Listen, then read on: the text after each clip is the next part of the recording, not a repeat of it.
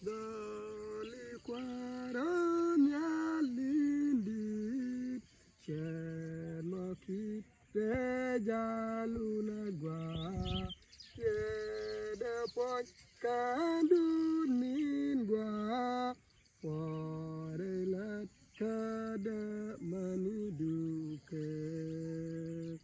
Wakoseng ramyal kakut Bedomi saduanya dep Telukian tamekakut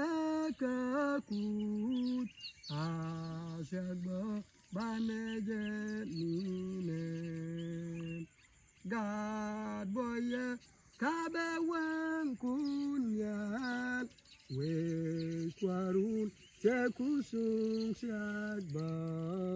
Tersendan misyal gutsin En wini banela danen Damari suara dual suanga Keska dun damundun jak Kurai gat kuat nimam cangkel So many con gong dan dubdan Kuar kelus bakawe ragwa Keska luaj bain kong dial jak Jin karwa jin boda Ba kong war kot niji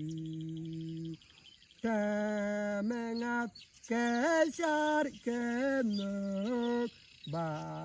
koro mat keji kelnyan Kelaman ni pon dunyan Wan